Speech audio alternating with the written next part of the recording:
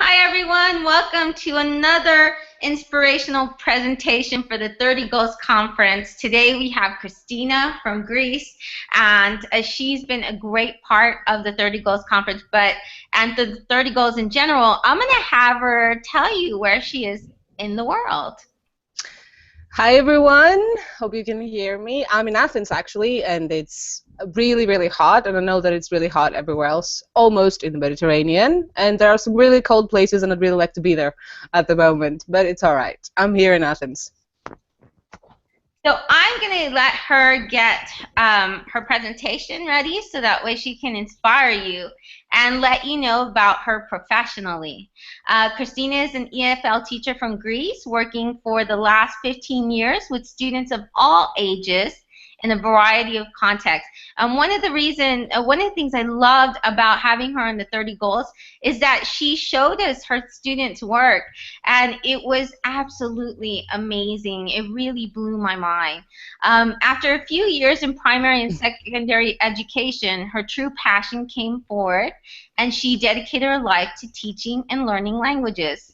As a lifelong learner, her efforts are focused on creating a safe and productive environment for all her students, while passing on to them her own love for learning. And I think she really does that. So I'm going to let her inspire you. Thank you so much, Shelly. I hope you can all see the presentation well, because I can't see it. I can't see you either. It's a great honor to be here, and I want to thank you again for letting me be here. I self-debated a little bit on this first slide, but then I thought I have to start at the beginning. And this is very significant because not only is this my first ever keynote, and that's why I'm a little bit, I suppose, nervous, but I'll be all right. It's also very, very important for me because the 30 goals have given me the urge to move forward. And I mean that they came at a time where I was already trying to do things for myself and trying to find out what I was supposed to be doing. It wasn't very easy, and that's when Vicky Loris came in, who I had connected to on Twitter some time before, and the first thing she actually told me when she'd read my blog was that you have to take part in the 30 Goals challenge, and I did. And like many of us, I started with the step out of your comfort zone goal, and I was already taking steps out of my comfort zone because I had decided to start freelancing after working for years in schools, and it was difficult, but it was wonderful at the same time, and it led me to turn my blog into my reflective hub, the reflective practice hub, and also to an extended, for my standards, social media presence, let's say, because I created my Mathema page on Facebook, and I got a lot more active on Twitter and on other social media as well, and connected to a lot of people, most of whom have already presented and are going to present after me as well. So the part that I really like is that I really want to challenge myself, and I really enjoy that, because most of the times I make mistakes, and mistakes make my learning, the ongoing learning, make it much more interesting. And I like to take my students with me because I've seen how it works. So in freelancing, you get a lot of private one-to-one lessons, and what not that I don't like, what I sometimes feel apprehensive about is that you don't get that peer input, you don't get the collaboration between the students. And I really wanted to find a way to connect private lessons, one-to-one lessons that I had at the time, and get them to work together, get them to start a journey with me into learning. So my idea was to use Edmodo to create a classroom out of a non-classroom, to get students, get 5 students, private students that I had, to get them together into one classroom, get them working together. And that was my original idea, because I had worked with Edmodo before, but as a classroom teacher. I was using Edmodo to get my classroom paperless, to get it more functional, and I thought that maybe it can work to bring students together. And it really worked, because they were all anxious to participate. And then I thought that we need to get them more close to one another. And at the same time, the 5th cycle was starting, and the Prepare for the Journey goal was up, and we, participating into the 30 goals, we had to create our 51 introduction. So I thought, what a brilliant idea. We can do that as a class, as an online class. So for them to prepare for their journey that we were going to have together, I invited them to take a challenge with me, to create their introductions, their video introductions, and introduce themselves to the classmates, to myself, and anyone who wanted to watch it. So really, what I wanted to do, the original idea behind this was that I wanted to find those creativity cells. I wanted to get them creative, and I wanted them to enjoy being creative as well. But that wasn't the only thing, because the whole point was that I wanted them to work together. I wanted them to come up with ideas of how to make something work. I wanted them to talk to each other. I wanted them to find ways to work together to make something that meant a lot to themselves. And it did work. The first thing I did was share with them a presentation that I normally share, a slideshow that I normally share with my students that has web tools in. And I just gave that presentation to them and said, basically play with it. Go on those tools, see what you can do, see what you like. All I want you to do is create a video presentation, a video introduction of yourself. You can add anything you want.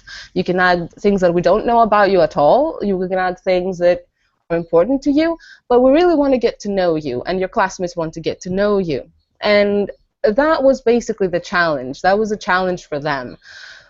And what I feared at the beginning was that they wouldn't be able to do it. I think most of us teachers sometimes have that fear that they're not going to be able to do what we're asking them to do, that maybe it's too difficult, too demanding. What surprised me was that it wasn't for them at all. They just jumped at it. They really, really liked the idea, and that even, fired me up a lot more as their teacher to give them more to do with it. So from all the brainstorming and all the communication that was happening, I really wanted to get out all the details from them, and I really wanted to see how they were working. So we did create that class on Edmodo, and you can see that on the top left, hopefully on the slide now.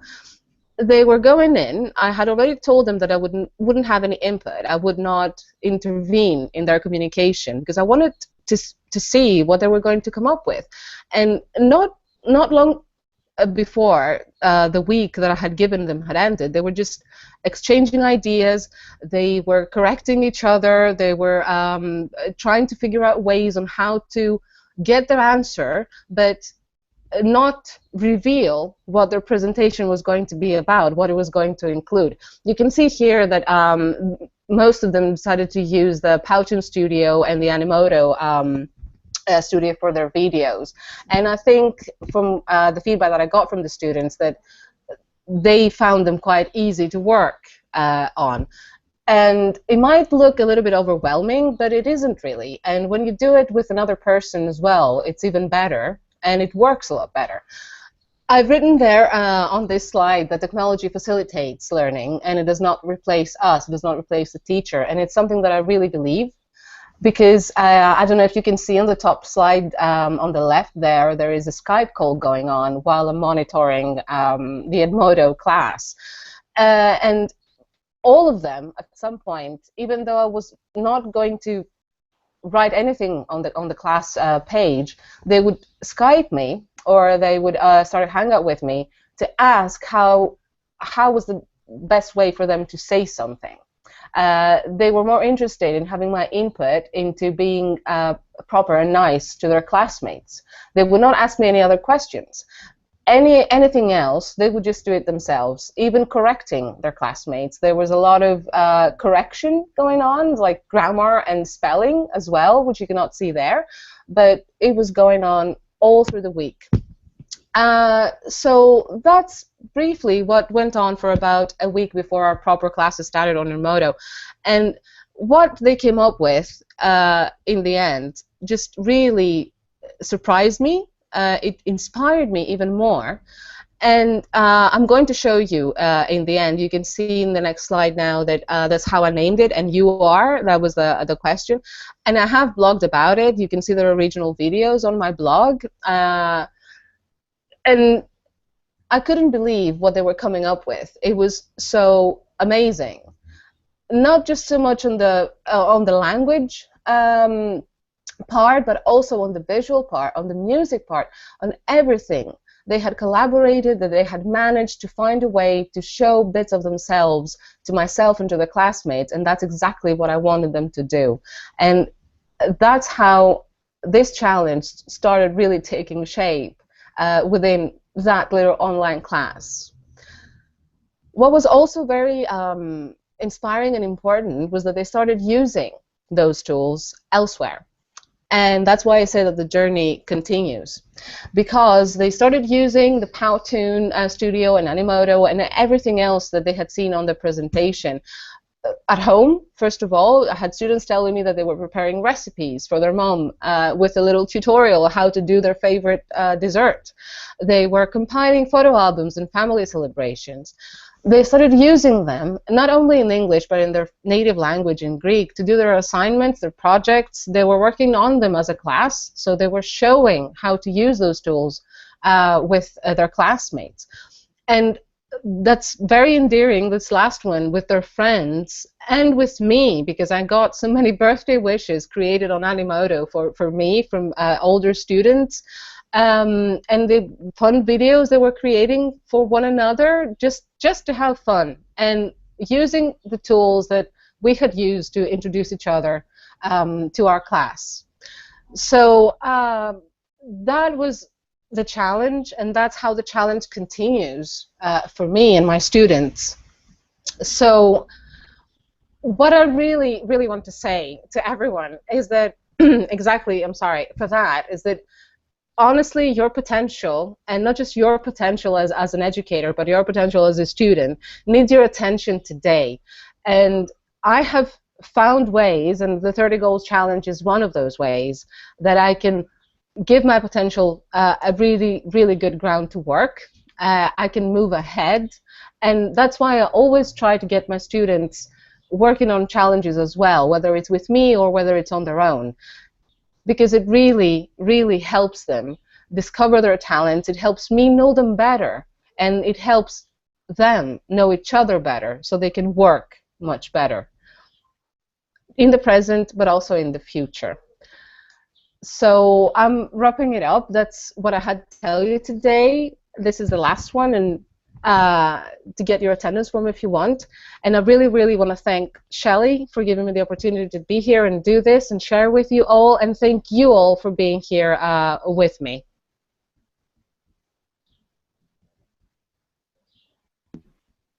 Well, that was really, really, really inspiring and beautiful. I'm even tearing up a bit. And just all what your students accomplished is just so amazing. I'm going to let Theodora come on and see if she has I know there's lots of comments from the audience and stuff like that. Did you want us to share the video? I thought that sharing the video is good. I just didn't really want to break up the bandwidth or anything, but I think if Dora can put the link in, you can all go in and watch a little compilation, or you can visit the blog and watch the individual videos of the students, because my compilation really takes out a lot of the detail. And whatever you choose, Dora, if you can put it on the chat when, that would be great. Well, I have already put everything on, both your blog and your Facebook page and the slides and everything. Thank you. So you can watch the video that I posted over here. You had a lot of comments going on and a lot of discussions about how creative it is to have the students make things, and also that it's a wonderful way to use Edmodo with what you did with your classes. Let me read some of your comments. The comments in the beginning, Vicky expressed that Vicky Loras has inspired a lot of people, and I wanted to mention that as Of well. course, of course. And then I have one that I noticed by Nick Urban, who said that that's a great way to have creative groups in the class. And in Thank the you very virtual much. class, I guess.